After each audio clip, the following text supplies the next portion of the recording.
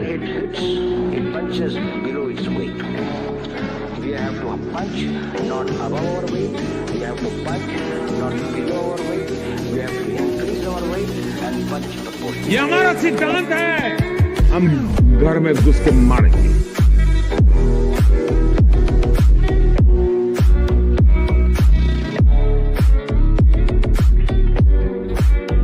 You know, victims of terrorism do not sit together with perpetrators of terrorism to discuss terrorism.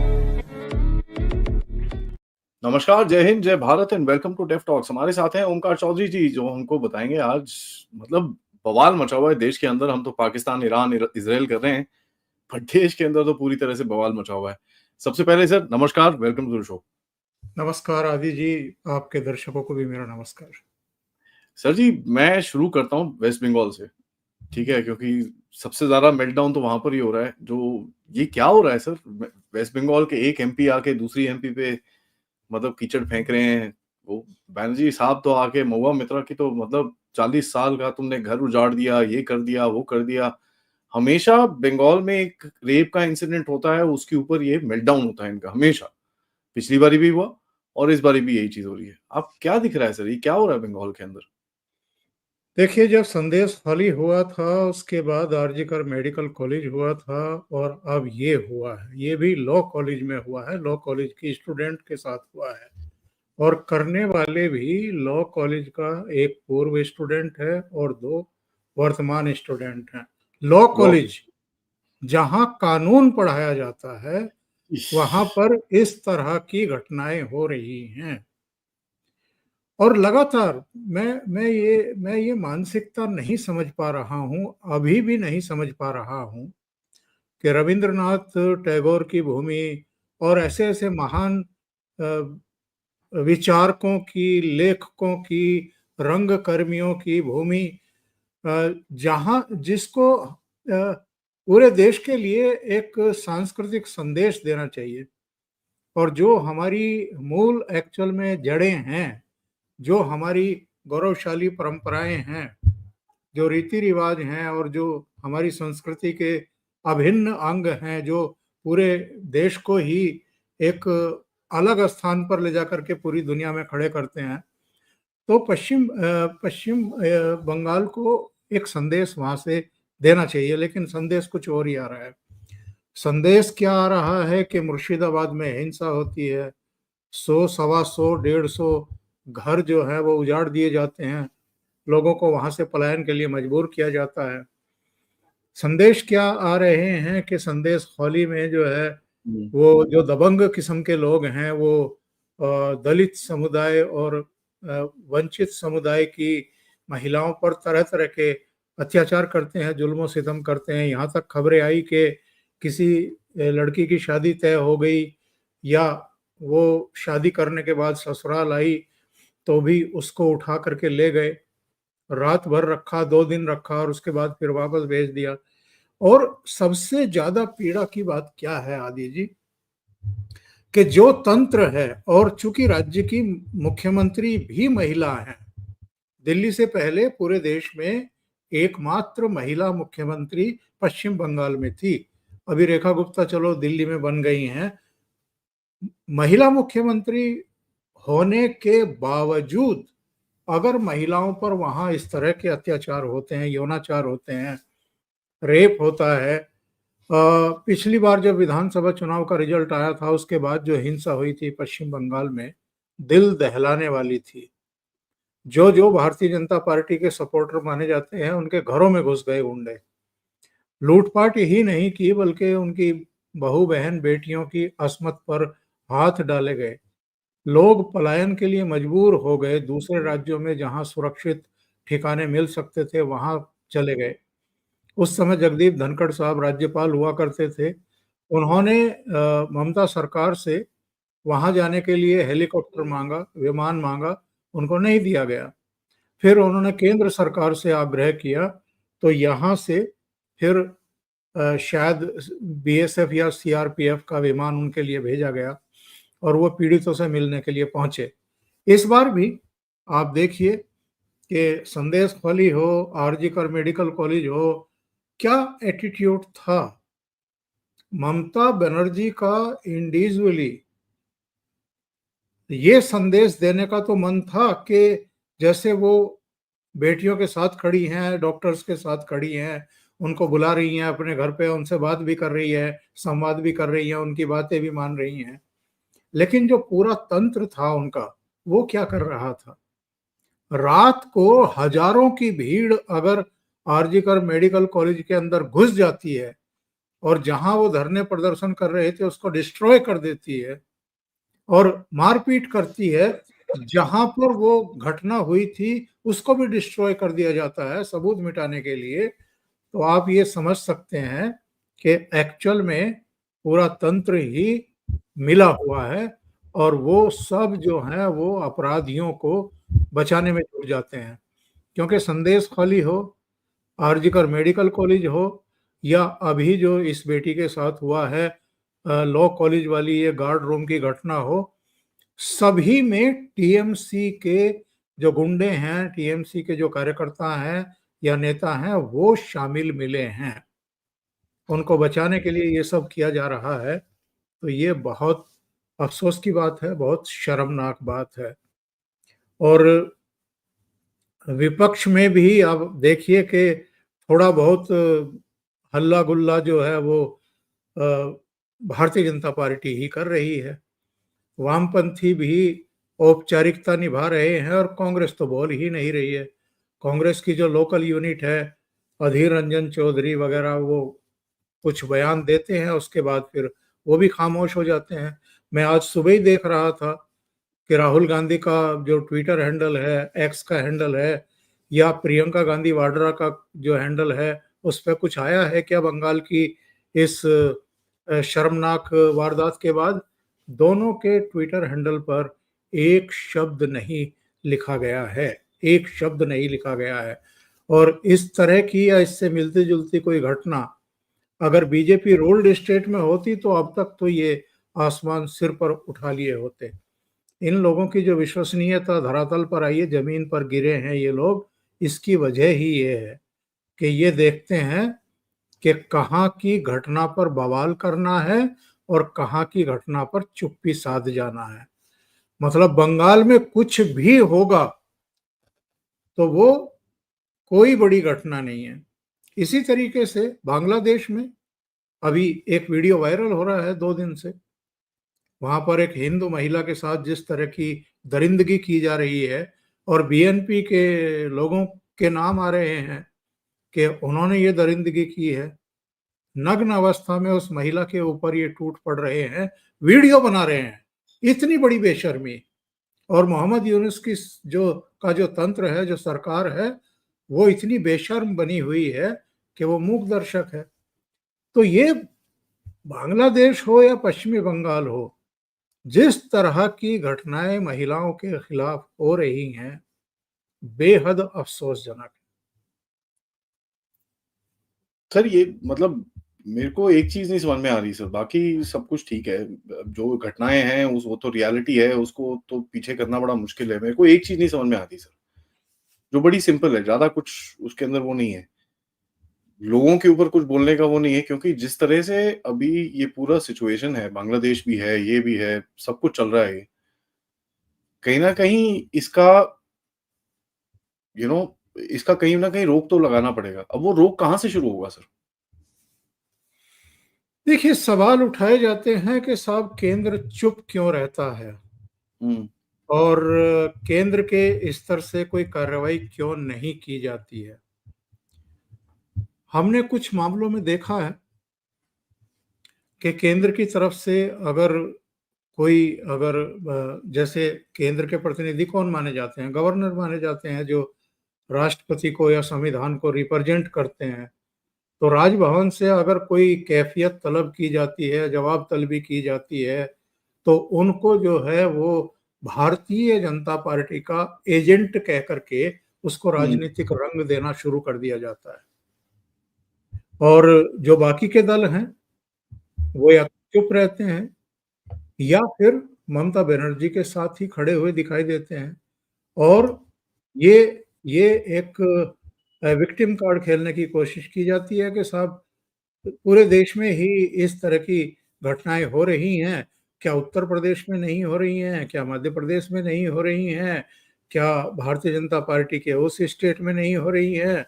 तो केवल ममता बनर्जी के state को ही क्यों निशाना बनाया जा रहा है? मतलब ये संवेदनहीनता की और बेशर्मी की पराकाष्ठा है कि किसी राज्य में अगर कोई घटना हुई है, उसको अगर उठाया जा रहा है, उस पर अगर सवाल खड़े किए जा रहे हैं, तंत्र को अगर ये कहा जा रहा है कि आप जल्दी से जल्दी गिरफ्तारी करिए, इसकी जांच पड़ताल करिए, इनको सजा दिलवाइए, तो उसमें भी राजनीति ढूंढने का प्रयास किया जाता है। कल राष्ट्रीय महिला आयोग ने कलकत्ता के पुलिस कमिश्नर को चिट्ठी लिखी है और कहा है कि इसमें त्वरित कार्रवाई हो। चलिए, ये संतोष की बात है कि एक घटना हुई और उसमें 4 लोगों की गिरफ्तारियां अब तक हो चुकी हैं। उनमें उसकी भी गिरफ्तारी हुई है जो टीएमसी का स्टूडेंट विंग का प्रेसिडेंट बताया जा रहा है, मनोजीत मिश्रा करके है। तो लेकिन सवाल ये है कि इस तरह की वारदातें करने का दुस्साहस भीतर से पैदा ही क्यों हो रहा है, और वो भी लॉ कॉलेज में और आरजी कर मेडिकल कॉलेज जैसी जगहों पर। तो ये जो दुस्साहस बढ़ रहा है, इसकी तो एक वजह होती होगी ना कोई। उत्तर प्रदेश में तो ऐसी घटनाएं अभी नहीं हो रही हैं, नहीं दिखाई दे रही है, क्योंकि यहाँ मुख्यमंत्री का डंडा है और वो डंडा केवल अपराधियों के सिर पर नहीं पड़ रहा है, उसके अंडर में टॉप ब्यूरोक्रेसी भी है, कॉप्स भी हैं, पुलिस के बड़े अधिकारी भी हैं। सबको पता है कि अगर कोई घटना हो गई, उसकी जो गंभीरता है, संगीनता है, उसके बाद कितनी त्वरित गति से काम हुआ है। और यहाँ केवल गिरफ्तारी नहीं होती है, यहाँ तो लंगड़े बना दिए जाते हैं लोग। तो वो सब हुआ है कि नहीं हुआ है, ये पैरामीटर्स जो है वो गवर्नमेंट को तय करने होते हैं। वरना उत्तर प्रदेश में 2012 से 2017 के बीच में जब अखिलेश यादव की सरकार थी, तो खुलकर के दंगे भी होते थे। माफिया जो है वो लोगों के सिर पर चढ़ करके नाचते थे। इससे बुरी हालत थी, बंगाल से बुरी वही हालत थी। बंगाल से भी बुरी हालत थी। तो 2017 और 2025, तो इसमें कितना बड़ा मूलभूत अंतर आ गया है उत्तर प्रदेश में। तो अगर ममता बनर्जी या दूसरे ऐसे स्टेट जहां इस तरह की जघन्य वारदातें हो रही हैं, वो कुछ अगर सीखना चाहती हैं, तो उत्तर प्रदेश से और योगी आदित्यनाथ से सीख सकते हैं। जी, लोगों को भी सीखना चाहिए सर, क्योंकि देखिए इम्पॉसिबल नहीं है। जैसे आप बोल रहे थे, उत्तर प्रदेश में तो बहुत ही बुरे हाल थे। मेरे को पता है वहाँ पर तो कुछ भी करना बहुत ही बुरे हाल थे। कट्टे, तमंचे पता नहीं क्या-क्या चलते थे सड़कों पे वहाँ पर। और वहाँ पर शाम अभी को 7 बजे के बाद महिलाओं का, बच्चियों का घर से निकलना एक तरीके से खतरे से खाली नहीं होता था। तो अब तो ऐसी कोई बात नहीं है। कुछ नहीं मैं है अभी। उत्तर प्रदेश के दिल्ली से लगते हुए गाजियाबाद जिले के एक कॉलोनी में रह रहा हूँ। एकदम सब कुछ ठीक है, नॉर्मल है। हमारे बच्चे भी, पड़ोसियों के बच्चे भी रात को 10-10, 11-11, 12-12 बजे तक आते हैं। अपने काम से लौटते हैं, रात को 1:30, 2-2 बजे तक लौटते हैं। सब कुछ ठीक है, लेकिन जी, पहले ये संभव नहीं था। जी। सर अब चलते हैं थोड़ा कॉन्स्टिट्यूशन पे। ये जो कॉन्स्टिट्यूशन पे सडनली चीज़ें शुरू हुई हैं कि साहब ये जो सेक्युलर और सोशलिस्ट है इसको निकालिए। न्यूज़ चैनल्स में डिबेट शुरू हो गई जी। पहले होते थे रेफरेंस इसके ऊपर, बट ये थोड़ा कुछ अलग दिख रहा है। क्योंकि मैं ऐसे क्यों बोल रहा हूँ सर, कैबिनेट मिनिस्टर्स ने इसके ऊपर बात करनी शुरू करी है। लोगों को पता नहीं ये रियलाइज हुआ कि नहीं हुआ कि पीयूष गोयल जी, हरदीप सिंह पुरी जी, जयशंकर जी, दीज आर कैबिनेट मिनिस्टर्स, और इनके मुंह से ये चीजें निकलनी शुरू हुई हैं कि साहब ये चीज जरा ये चेंज करनी पड़ेगी। मामा जी ने बोल दिया, हेमंता बिस्वा शर्मा जी ने बोल दिया। तो ये किस डायरेक्शन में लेके जा रहे हैं? और ऊपर से निशिकांत दुबे जी वहां से जो लगे रहते हैं, दबादब उनके अटैक्स चलते रहते हैं। ये किस डायरेक्शन में कुछ चल रहा है इसके पीछे, ये जो शब्द हटाने के काम में? देखिए, जब कैबिनेट मंत्री किसी विषय पर बोलना शुरू करें, तो हमें थोड़ा उसे गंभीरता से लेना चाहिए। और अगर उपराष्ट्रपति जगदीप धनखड़ बोल दें तब तो उसको बहुत ही गंभीरता से लेना चाहिए, क्योंकि हमने कई बार ये देखा है कि जब जगदीप धनखड़ साहब किसी विषय पर बोलते हैं, इसका मतलब है कि कुछ पर्दे के पीछे से गंभीर एक मूवमेंट हो रहा है, कुछ तैयारियां चल रही हैं। और जिस तरीके से अब जो जिस दिन इमरजेंसी लगी थी 25 जून 1975 को, और हर साल अब मोदी सरकार इमरजेंसी के दिन कुछ ना कुछ कार्यक्रम करती ही है, तो और नहीं तो कैबिनेट की मीटिंग बुला करके जो है कुछ ना कुछ जो है उसमें एक प्रस्ताव पारित कर दिया जाता है या निंदा की जाती है, कुछ भी करते हैं, लेकिन सदन की बैठक बुलाने की भी बात थी, लेकिन वो शायद जानबूझ करके नहीं बुलाई गई, क्योंकि 21 जुलाई से या 21 जुलाई से तो सत्र शुरू होने वाला ही है, मानसून सत्र। और ये चूंकि थोड़ा रायता बिखेरने के लिए, और पहलगाम की घटना, ऑपरेशन सिंदूर, ये सब कितने राफेल गिरे और क्या हुआ, इसको लेकर के रायता फैलाने के मूड में बैठे हुए हैं। मतलब जो पाकिस्तान की राजनीति है उसको आगे बढ़ाने की कोशिश में है। तो इसलिए सरकार ने सोचा कि इमरजेंसी पर एक विशेष बैठक ना ही बुलाई जाए, जब मानसून सत्र शुरू होगा तब सारे विषयों को देख लेंगे, जो जो ये उठाना चाहते हैं या जो जो इनकी जरूरतें हैं वो इनको बताएंगे, और जरा ठीक तरीके से बताएंगे। सरकार तैयारी कर रही है उसकी पूरी, इनके सारे कच्चे चिट्ठे खोलने के लिए भी तैयारी कर रही है। वो जो नरेंद्र सरेंडर वाला बात मध्य प्रदेश में राहुल गांधी ने बोली थी, तो उसमें भी तैयारी चल रही है, बहुत तथ्यों के साथ सामने रखे जाएंगे। भाई आप लोगों ने कब कब सरेंडर किए हैं और कितनी बेशर्मी पूर्ण तरीके से सरेंडर किए गए हैं, तो सदन के भीतर ही ये जवाब देंगे।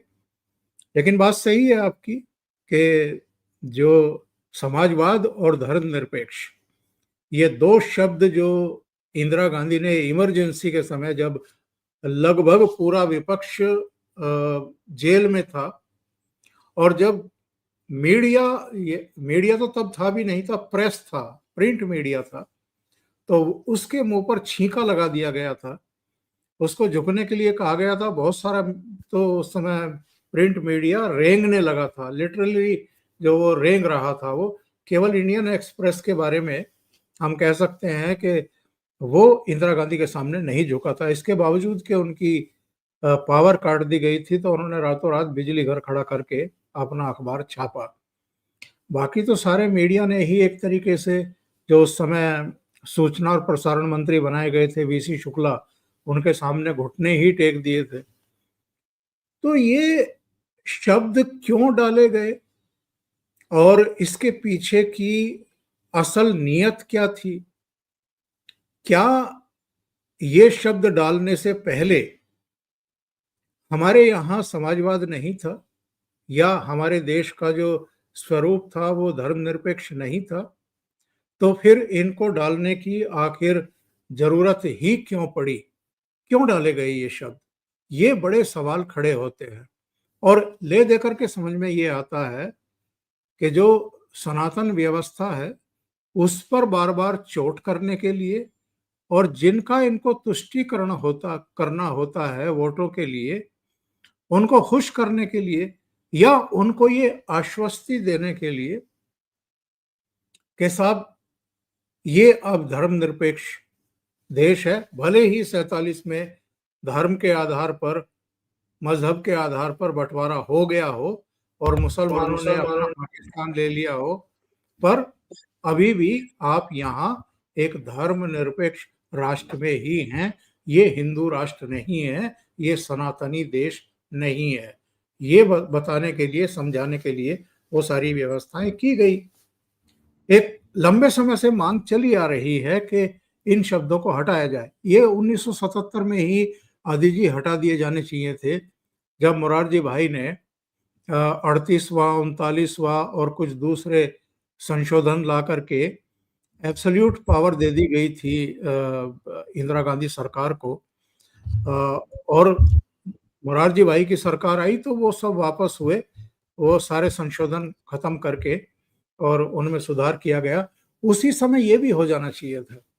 लेकिन चूंकि ये प्रस्तावना में है संविधान की जो संशोधन किए थे इन्होंने, तो तब वो टाल दिया गया। और वो सरकार चूंकि कहीं का ईंट कहीं का रोड़ा, भानुमति ने कुनबा जोड़ा उस अंदाज में बनी थी। संघ के लोग भी उसमें शामिल थे, जनसंघ के, उसमें समाजवादी भी थे, उसमें बाकी भी विचारधारा के लोग थे। जेपी उस समय तक जीवित थे तो जेपी का भी दखल था, कई तरह की चीजें थी उसमें। कुछ लोग चाहते थे, कुछ लोग जो है वो चुप्पी साधे रखना चाहते थे कि आगे देख लेंगे इसको, और वो फिर चलता रहा मामला। लेकिन हकीकत ये है कि जो मूल संविधान है, और जब उसकी बैठकें हो रही थी उसको अंतिम रूप देने के लिए, तो उसमें भी एक बैठक में लंबी इस पर जिरह हुई थी, चर्चा हुई थी कि ये शब्द डाले जाएं कि नहीं डाले जाएं। और उस समय ये तय हुआ था कि इनको डालने की कोई जरूरत ही नहीं है, इनके बिना भी भारत धर्मनिरपेक्ष है, और जो संविधान का कुल मैसेज है वो भी यही है, तो इसमें शब्द डालने की क्या जरूरत है। लेकिन इंदिरा गांधी ने डाला। तो अब अगर कोई थॉट प्रोसेस चल रहा है सरकार के भीतर, और अगर चल रहा है तो हम तो साफ स्वागत करेंगे इसका, कि ये लादे गए शब्द जो हैं, भले ही ये जितना भी बवाल करने वाले हैं, अरे भाई संविधान बदल जाएगा, संविधान ही तो बदलना चाहते हैं, ये तो मनुस्मृति लाना चाहते हैं, ये आरएसएस वाले और बीजेपी वाले और ये वाले और वो वाले, तो वही हल्ला मचाओ जितना मचाना है आपको। आपने कहाँ कब हल्ला नहीं मचाया? जब जीएसटी लाई गई तब हल्ला मचाया, जब विमुद्रीकरण हुआ तब हल्ला मचाया, जब सीएए लाया गया तब हल्ला मचाया, अभी वक्फ बोर्ड संशोधन बिल लाया गया तब हल्ला मचाया, 3 तलाक विरोधी कानून बनाया गया तब हल्ला मचाया, यहाँ तक के एनआईए का जो संशोधन बिल था उसमें सुधार के लिए, एनआईए को और ताकतें देने के लिए जब लाया गया संशोधन बिल, तब हल्ला मचाया इन्होंने। तो ये हर मामले में इसी तरह हल्ला काटने के आदी हो गए हैं, इनको आदत हो गई है, तो ये मचाए हल्ला। अगर सरकार ने तय कर लिया तो ये काम भी हो जाएगा। नहीं, क्योंकि ये तो सर एनीवेज फालतू का हल्ला है। अब वो 2 शब्द रख के हमने क्या मतलब बिगाड़ लिया है? कितना वो कर लिया हमने? यू नो कितना चेंज हो गया है, कितना क्या हो गया है? कोई ऐसी मतलब सर इसके अंदर एक चीज और है।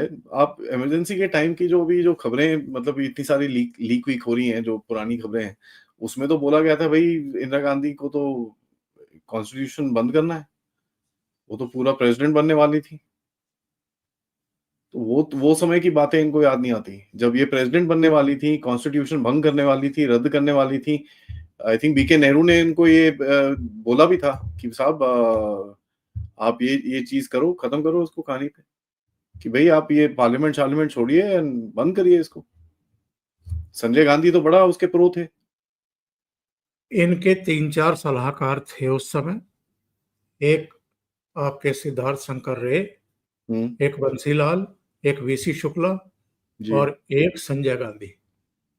और जब इमरजेंसी लगाने का विचार आया, वैसे इमरजेंसी लगाने का विचार तो ये 25 जून 1975 में लगाई गई, लेकिन विचार और इस पर चर्चा जनवरी से ही शुरू थी। जनवरी से शुरू हो गई थी।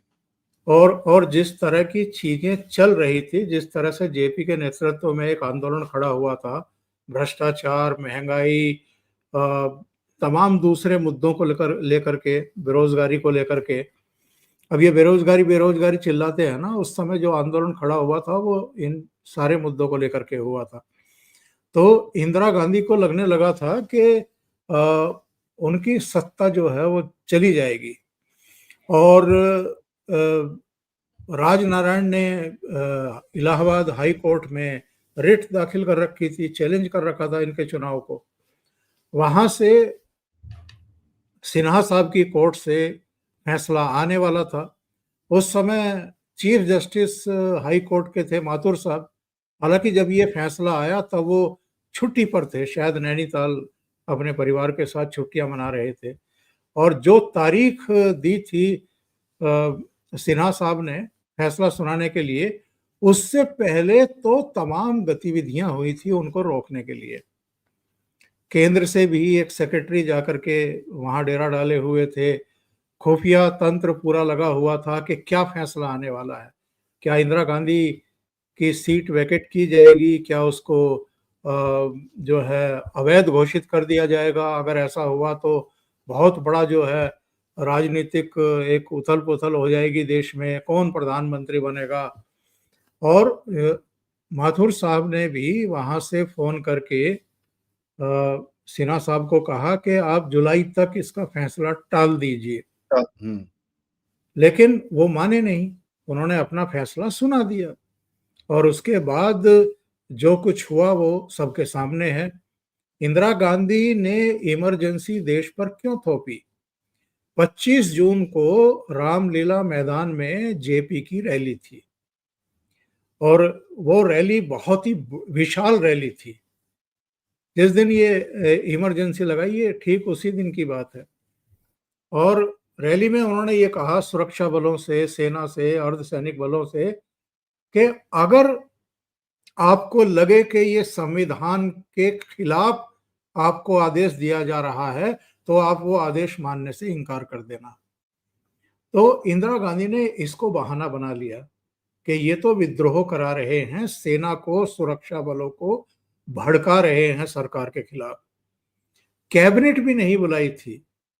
अब एक प्रस्ताव रखा, जाकर के फखरुद्दीन अली अहमद राष्ट्रपति थे, उनको जगाया और जगा करके कहा कि आप इस पर सिग्नेचर कर दीजिए। 11:47 पर उन्होंने सिग्नेचर किया और 12 बजे से इमरजेंसी घोषित कर दी गई। तो इंदिरा गांधी ने इमरजेंसी तो इसलिए लगाई थी ना कि उनकी अपनी कुर्सी बच जाए, क्योंकि उनको ये चिंता थी कि अगर मुझे हटना पड़ा तो फिर नेक्स्ट कौन प्रधानमंत्री बनेगा, और जो बनेगा वो फिर मेरे काबू में तो रहेगा नहीं, उसका कद कहीं मेरे से बड़ा हो गया तो कई तरह की प्रॉब्लम थी। उस समय उन्होंने ये सब किया था। और ये नहीं हटाती। आप सही कह रहे हैं, ये नहीं हटाने वाली थी। हुआ क्या था, ये जो नेहरू गांधी परिवार है ना, ये किसी से नहीं डरता। ये पश्चिमी मीडिया से और पश्चिम की नाराजगी या खुशी से बहुत डरता है। तो उस समय ये हुआ था कि गार्जियन से लेकर के और तमाम अमेरिका के भी अखबारों में और दूसरी जगह ये आना शुरू हो गया था कि नेहरू की बेटी ने लोकतंत्र की हत्या कर दी है और हिंदुस्तान पर तानाशाही थोप दी है। तो ये इस बदनामी से डरी हुई थी। तो इसने कहा कि अब इसमें से कैसे निकला जाए, ये रास्ते ढूंढो।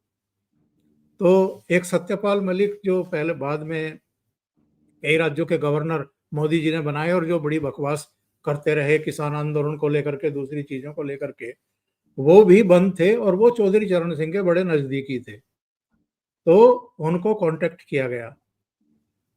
उनको कांटेक्ट करके कहा गया कि साहब इमरजेंसी उठाना चाहते हैं और सबसे पहले मैडम जो है वो चरण सिंह को रिहा करना चाहती हैं ताकि वो अपनी सभाएं वगैरह शुरू कर दें।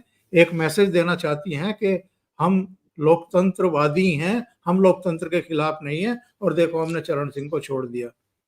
तो चरण सिंह को लगा कि यार मेरी छवि को सत्यानाश करना चाहती है ये, क्योंकि मुझे सबसे पहले छोड़ेगी तो जितना विपक्ष जेलों में है वो सब ये कहेगा कि इनको पहले छोड़ दिया, इसका मतलब ये मिले हुए थे इंदिरा गांधी से। तो उन्होंने कहा कि नहीं, आप कुछ दूसरे लीडर्स को भी साथ में छोड़िए, केवल मुझे मत छोड़िए। तो सबसे पहले सत्यपाल मलिक बाहर आए, उसके बाद चरण सिंह भी आ गए, कुछ दूसरे नेता आ गए। चरण सिंह ने जाकर के विधानसभा में बड़ा जोरदार भाषण दिया इंदिरा गांधी के खिलाफ और उसके बाद फिर ये इमरजेंसी जो है उठाने का रास्ता साफ हुआ। तो वो इमरजेंसी नहीं उठाना चाहती थी, वो तो संविधान को निलंबित करके एक तरीके से, जैसे बहुत सारे पश्चिमी देशों में होता है राष्ट्रपति, उसी तरीके की व्यवस्था करना चाहती थी। लेकिन पश्चिमी जगत के मीडिया में जब ये सब चीजें आनी शुरू हो गई तो वो डर गई छवि को लेकर के थोड़ा सा, इसलिए वो इमरजेंसी हटानी पड़ी। और आईबी की रिपोर्ट भी आ गई थी, आईबी ने इनको भ्रमित कर दिया था। आईबी ने कहा था कि मैडम आप जीत रही हो, आप वापस आ रही हो। वो भी सही रिपोर्ट दी थी कि उसके अंदर भी कुछ गड़बड़ है, और लोग बोलते हैं कि आईबी को भी पता था इनको जरा फेंको अंदर तभी निकलेंगी, नहीं तो नहीं निकलेंगी। वो भी कई लोग बोलते हैं उसके बारे में भी, बट बड़ा मुश्किल है उस चीज के ऊपर जाना सर। सर जी आखिरी सब्जेक्ट जो मेरा आपके साथ है कि ये जो एनआरसी के बारे में लोगों का बोलना शुरू हुआ, और आपने और हमने जब कास्ट सेंसस की बात आई थी, हमने तो बोला था भाई एनआरसी का अगर कास्ट सेंसस होगा तो एनआरसी करना कोई ज्यादा डिफिकल्ट नहीं है, बड़े आराम से हो जाएगा। और कास्ट सेंसस तो छोड़ दीजिए, सेंसस के अंदर ही तो एनआरसी बैठता है ना। तो आप लोगों से पूछेंगे भी तो सही भाई आपका क्या है क्या नहीं है। तो ये इतना रोना धोना क्यों हो गया अभी सडनली? अब तो क्या आपको दिखता है कि ऑपोजिशन उल्टा बोलेगी कि साहब ऐसा है, नहीं नहीं नहीं हमको कास्ट सेंसस नहीं चाहिए, क्योंकि आप उस चक्कर में एनआरसी कर रहे हो? देखिए, दो चीजें हैं इस समय। चूंकि बिहार चुनाव की तैयारी हो रही है और बिहार में एक बड़ा सघन अभियान जो है वो चुनाव आयोग ने शुरू करवाया है। हाँ, जो जो करीब 7 करोड़ 89 लैक्स मतदाता हैं, सभी की पुनर्पुष्टि हो रही है। उनके लिए फॉर्म छपवाया गया है और उनसे कहा गया है कि भाई उनमें करीब 4 करोड़ कुछ हैं जिनका मोटे तौर पर आंकड़ा है और प्रमाण है, दस्तावेज हैं, लेकिन उनकी भी पुष्टि कराने के लिए कहा गया है कि भाई जरा चेक कर लीजिए।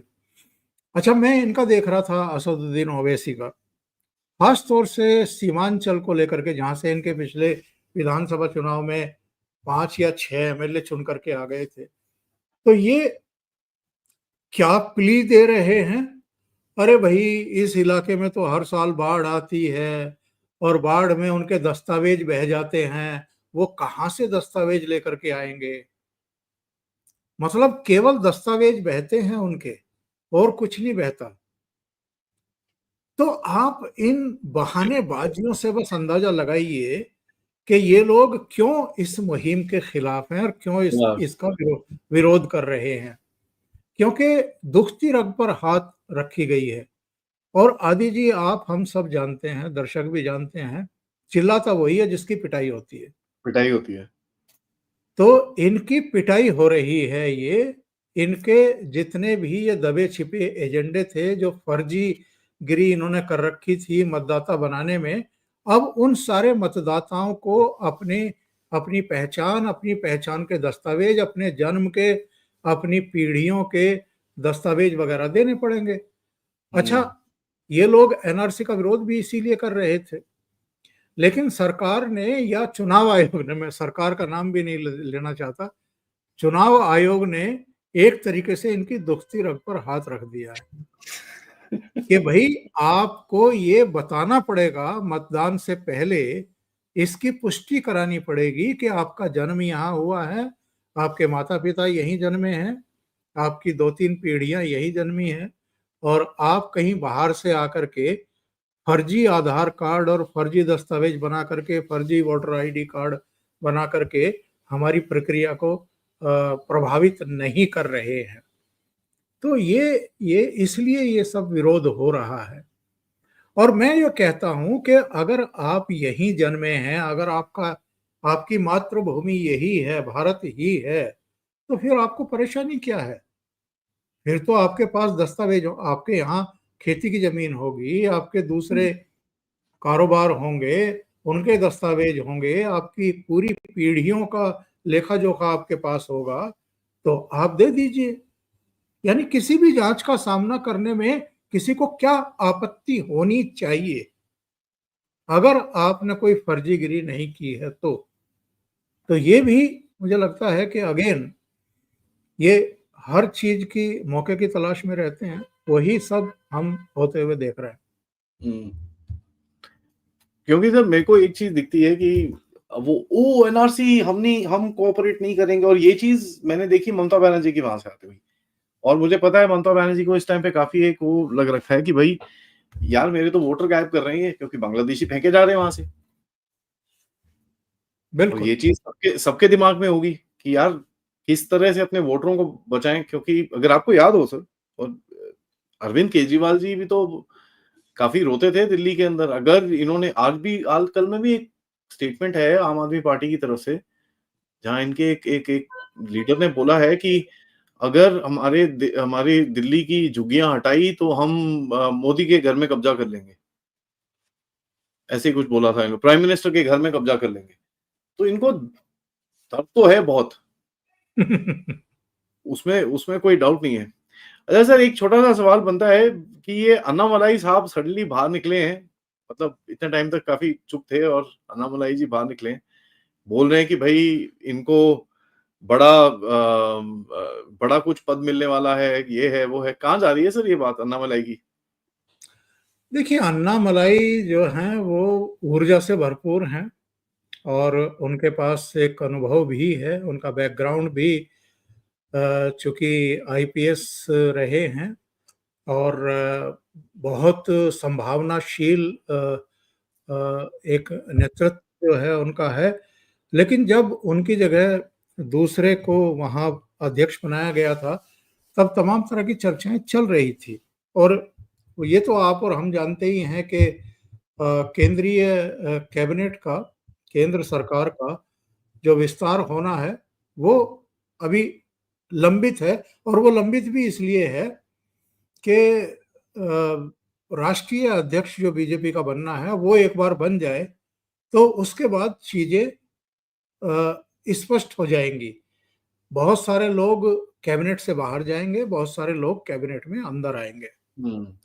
कई लोगों के बाहर जाने की भी चर्चाएं चल रही हैं उनके परफॉर्मेंस और दूसरी चीजों को लेकर के, और कुछ जो जिन राज्यों में चुनाव होने होते हैं आगे आने वाले साल, 1.5 साल, 2 साल में, 2.5 साल में, वहाँ का जो प्रतिनिधित्व है उसको बढ़ाने के लिए वहाँ से कुछ सांसदों को कैबिनेट में लिया जाता है। लेकिन जैसा आप और हम जानते हैं कि मोदी जी बहुत ठोक बजा करके अपने कैबिनेट के सहयोगियों को तय करते हैं। केवल इतना भर नहीं कि भाई मुझे अगर जिस राज्य में चुनाव होने वाले हैं वहां से किसी को लेना है तो किसी को भी उठा करके बना दो, उसमें वो काबिलियत है कि नहीं है, उतनी तेज गति से काम करने की कुव्वत है कि नहीं है, चीज़ों को लेकर के उनकी समझ कैसी है, उनका विजन कैसा है, उनकी पृष्ठभूमि क्या रही है, तमाम चीज़ों को देख करके ही वो तय करते हैं। तो इसमें समय लगता है। अन्नामलाई को लेकर के भी चर्चा है कि उनको कैबिनेट में लिया जाएगा, कोई महत्वपूर्ण पोर्टफोलियो उनको दिया जाएगा और जब वो उस पोजीशन में होंगे तो इन चीज़ों का फर्क तो पड़ता ही है जिस स्टेट से आप आ रहे हैं वहाँ की राजनीति पर। तो लगता है कि अन्नामलाई को, हालांकि अन्नामलाई को कहीं से कोई संदेश या संकेत देने की जरूरत होती नहीं है। वो इश्यूज को लेकर के पहले भी सड़कों पर संघर्ष करते रहे हैं, लोगों के बीच में जाते रहे हैं और अभी भी जाना उन्होंने शुरू किया है फिर से। तो वो ऑब्वियस है, मतलब वो उनके खून में ही है, उनकी नेचर में है कि कोई भी अगर ऐसा इशू है तो वो उसको लेकर के पब्लिक के बीच में जाते हैं, उसको हाईलाइट करते ही हैं। वो बात आपकी सही है सर, क्योंकि मेरे हिसाब से बहुत लोग पूछ रहे हैं कि इतना डिले क्यों हो रहा है, डिले क्यों हो रहा है। मेरे हिसाब से मेरा रीडिंग तो ये रहेगा, पिछली बारी थोड़ी गलती करी है आपने जिस तरह के बंदे को डाला है, आई थिंक इस बारी वो गलती करना नहीं चाह रहे लोग, तो काफी बिल्कुल समझ के कुछ कदम लिया जा रहा है। क्योंकि जो पिछली बारी गड़बड़ होगी वो नड्डा जी ने आके अभी भी वो अपने वो कभी इसको मना कर देते हैं, निशिकांत दुबे को मना कर देते हैं और बाद में पता चलता है निशिकांत दुबे को पीएमओ खुद ही बोल रहे हैं तू बोल। तो सही है। जितनी डिक्लासिफिकेशन हो रही है सर, जितनी भी ये जो रोज डॉक्यूमेंट लेके आते हैं, ये तो पीएमओ की आर्काइव में है, नेशनल आर्काइव में है, पीएमओ की आर्काइव के अंदर है ये तो ये पीएमओ के बिना सरकार के सहयोग के ये दस्तावेज बाहर आ ही नहीं सकते, कर ही नहीं सकते ये। हाँ, तो आके उसके बाद बीजेपी प्रेसिडेंट बोलते थे नहीं हम इनके बात नहीं खड़े होते, तो फिर वही है ना, पिछली बारी जो गलती करी वो आई डोंट थिंक इनको वो है कि वो गलती दोबारा नहीं करनी है, क्योंकि वो बहुत उसमें काफी नुकसान हुआ। चलिए सर, थोड़े से सवाल ले लेते हैं गाइस। मेरा सबसे रिक्वेस्ट है, वीडियो को लाइक करिए, सब्सक्राइब करिए एंड शेयर करिए चैनल अपने फ्रेंड्स, अपने दोस्तों के साथ, अपनी फैमिलीज के साथ। और आप लोग इस चैनल की तरफ कंट्रीब्यूट भी कर सकते हैं, क्यूआर कोड या फिर पेपैल या फिर सुपर स्टिकर, सुपर चैट्स। सबसे पहले 2 मेंबर्स हैं, Minal ji and Ankush ji, thank you so much. Rahul ji कहते हैं please use your social media ecosystem power and make reservation based on financial backwardness. I will be grateful to you in my end. Sir ये financial reservation के बारे में मैं भी agree करता हूं इसमें, बट मेरा एक एक इसमें भी रिजर्वेशन है इसके अंदर भी, जो एक्चुअली एक और हमारे यूजर ने बोला है कि अगर रिजर्वेशन फाइनेंशियल बैकवर्डनेस पे रही तो सारी रिजर्वेशन फिर वो माइनॉरिटी वालों को मिल जाएगी। तो आपका क्या मानना है सर इन दोनों मुद्दों पे? नहीं, गरीब तो देखो सभी धर्मों और मजहबों में और जातियों में है।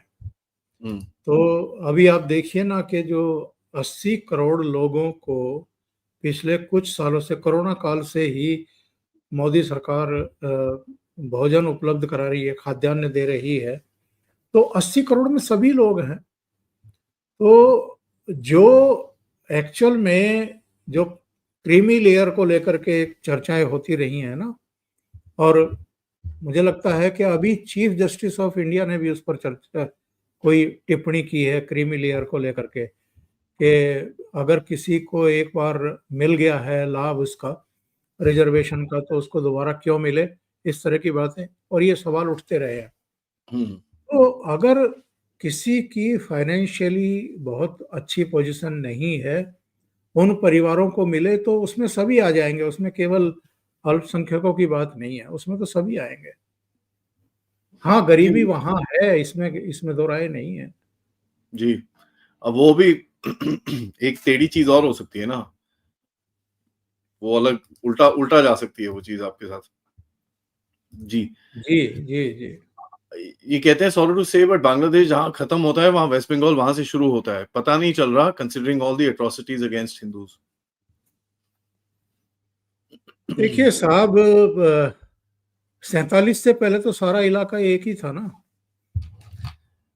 मैं बोलना और नहीं चाहूंगा ये चीज की, बट बंगाल वैसे भी एक बहुत पॉलिटिकली वायलेंट जगह है।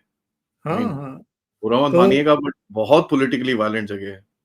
आज़ादी से पहले वहाँ क्या क्या घटनाएं हुई हैं, खास तौर से 1 डेढ़ 2 साल पहले से और आज़ादी तक, जरा उनको एक बार देखें तो समझ में आएगा ना पूरे इलाके का माइंडसेट जी क्या है जी और जी किस तरह की वहाँ पे दरिंदगी होती रही है। तो जी ये आज की बात नहीं है, बहुत पुराने समय से ये सब चला आ रहा है। ये एक नासूर बन चुकी है, ऐसी बीमारी है। सर। सर ये जो 2 शब्द ऐड करे गए थे, ये क्या फॉरेन प्रेशर में करे गए थे? लगता नहीं, क्योंकि उस इसका समय फायदा क्या था? दो शब्द आपने ऐड कर दिए, क्या क्या मिला आपको इससे? कुछ भी केवल नहीं मिला। मुझे लगता है कि कुछ मैसेज देना था उनको, जिनके वोट वो लेती रही या कांग्रेस लेती रही, उनको कोई मैसेज देना था, और कोई दूसरा कारण समझ में नहीं आता। वरना मजहब के आधार पर अगर एक देश का निर्माण हो गया, और 1971 में तो फिर दूसरे देश का भी निर्माण हो गया था, और जो एक 2 नेशन थियरी का मूल बहुत से एक सिद्धांत था, उसकी भी हवा निकल गई। भाई, अगर धर्म के आधार पर ही पाकिस्तान अलग हुआ था और फिर बांग्लादेश भी अलग हो गया, तो वो तो अलग होना ही नहीं चाहिए था। तो ये चीजें जब हो गई थी, तो फिर भी अपने देश को धर्मनिरपेक्ष घोषित करना, संविधान की प्रस्तावना में ये लिखना, तो ये हमें बताता है कि जहनियत ही गलत थी, गड़बड़ थी, दोषपूर्ण थी। आपका मकसद ही दूसरा था कि आप फिर भी इतना बड़ा आघात, और कौन नहीं जानता है 47 में जब बंटवारा हुआ तो कितने लोगों को पलायन के लिए मजबूर होना पड़ा, अपनी हम्म, जड़ें जिन्होंने छोड़ करके दूसरी जगह गए। और माना तो ये जाता है करीब 2 करोड़ लोग या तो उधर से इधर आए या इधर से उधर गए, और 10 से 12 लाख लोगों का कत्ल हुआ, उनकी हत्याएं हुई। तो ये सब किस लिए हुआ? तो जब इतना बड़ा रक्तपात हो गया, इतना बड़ा एक दंश झेला लोगों ने, तो उसके बाद भी आपके दिमाग में एक धर्मनिरपेक्षता का कीड़ा था जो आपने संविधान में जबरन जोड़ा। जरूरत क्या थी इसकी?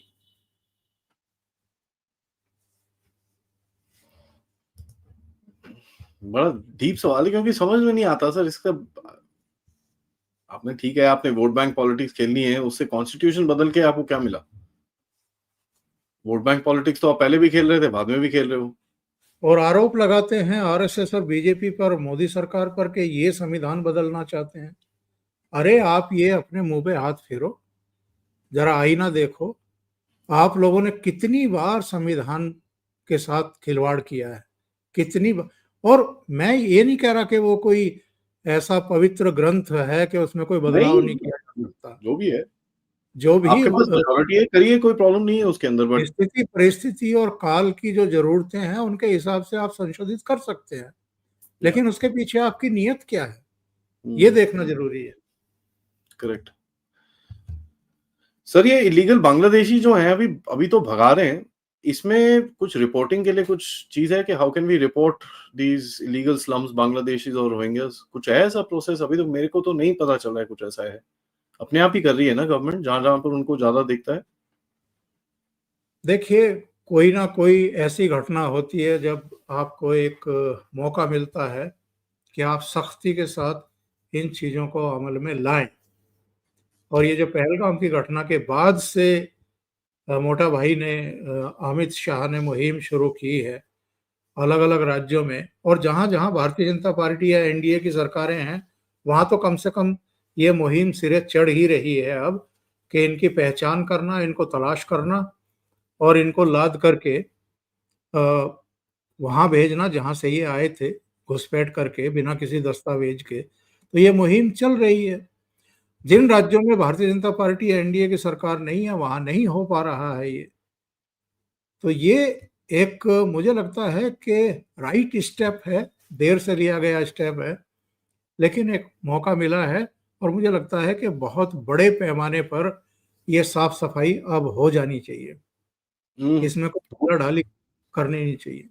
जी, अभी अभी कोई रिपोर्टिंग स्ट्रक्चर तो नहीं है मेरे हिसाब से, जो मैं एनालिसिस कर रहा हूँ मुझे पता नहीं है किस तरह से कर रही है। बट गवर्नमेंट जितने, जहां पर भी ज्यादा केसेस हैं, जहां पर anti national, anti social element ज्यादा रहते हैं, उन जगहों पे अभी थोड़ा फोकस ज्यादा है। और आखिरी जी, अभिषेक गोयल जी थैंक यू कहते हैं, ब्रेकिंग न्यूज, केरला वक्फ बोर्ड ने F-35B को क्लेम कर लिया है। जो जहाज खड़ा है वहां पर उसको वक्फ बोर्ड ने मांग लिया।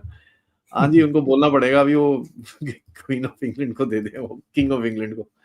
Sir ji thank you so much आपके टाइम के लिए, क्योंकि ये चीजें समझनी पड़ेंगी। वेस्ट बंगाल को तो खैर टाइम आ रहा है, क्योंकि मैंने भी बीजेपी की तरफ से, मतलब बीजेपी की तरफ नहीं, बीजेपी को मेरी तरफ से मैंने अपने आप को टाइम दिया है कि भाई अक्टूबर तक, पूजा तक मैं कुछ नहीं बोलूंगा, क्योंकि मेरे को बहुत लोगों ने समझाया है पूजा से पहले कुछ भी करोगे तो गड़बड़ होगी। तो पूजा तक मैं कुछ नहीं बोलूंगा, लेकिन पूजा के बाद भी अगर फिर बीजेपी एक्ट नहीं करती तो फिर हमको आवाज उठानी पड़ेगी, बिकॉज ये बिल्कुल भी एक्सेप्टेबल नहीं है जो चीजें वहां पर हो रही हैं। थैंक यू सर, नमस्कार, जय हिंद, जय भारत। जय हिंद।